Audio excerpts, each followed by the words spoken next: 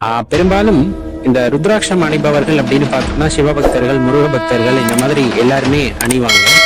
ஒரு சிலருக்கு பெரிய சந்தேகம் எல்லாம் இருக்கும். அது என்னங்கிறத நம்ம இந்த தொகுப்புல ரொம்ப சுருக்கமாவே விளக்கிடலாம்.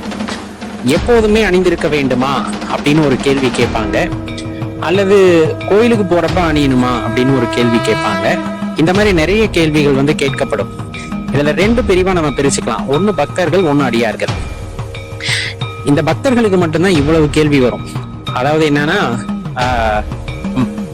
நம்ம இப்ப எப்பவுமே தூங்கும் போது அணிந்து கொள்ளலாமா, பெரிய காரியத்துக்கு போகும்போது அணிந்து கொள்ளலாமா, தீட்டு தடங்கான இடத்துக்கு போகும்போது அணிந்து கொள்ளலாமா, இந்த மாதிரி கேள்விகள் கேட்பது பெரும்பாலும் பக்தர்களாக இருப்பார்கள். அடியார்கள் இந்த கேள்வி எதையுமே கேட்க மாட்டாங்க. தெளிவா தெரிஞ்சுக்குங்க.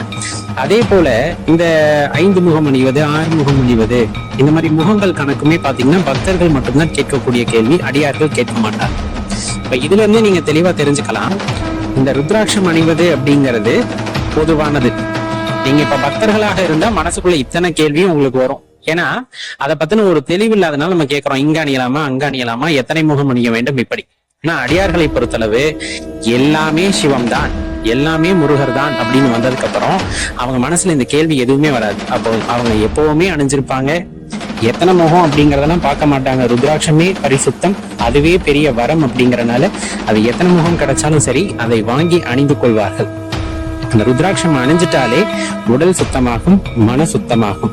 நம்ம சொல்லுவோம் இல்லையா, கங்கால குளிச்சா எந்த அளவுக்கு புண்ணியம் கிடைக்குதோ அதே போல இந்த ருத்ராட்சம் அணிபவர்களுக்கும் அந்த அளவிலான புண்ணியம் கிடைக்கும்.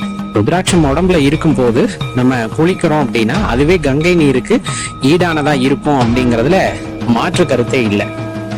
அப்ப காலையில ஜபம் பண்ணும் போது மட்டும் பயன்படுத்தலாமா, இரவு ஜபம் பண்ணும் போது பயன்படுத்த, அது அவரவர் இஷ்டம்.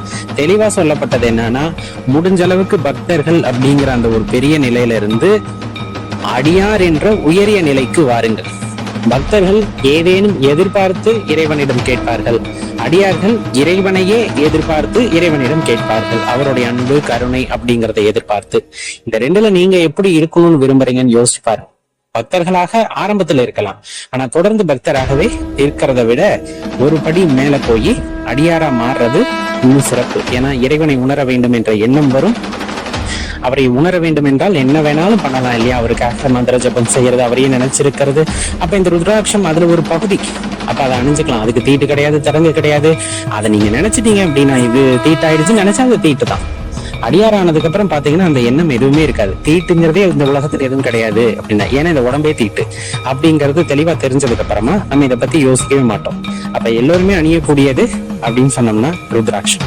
அதை விருப்பு வெறுப்பின்றி இறைவனை நினைத்து, அதாவது சிவபெருமானை நினைச்சு எல்லாருமே கழுத்துல அணிஞ்சுக்குங்க. அது ஒரு உயரிய நிலையை நோக்கி நம்மை அழைத்து செல்லும்.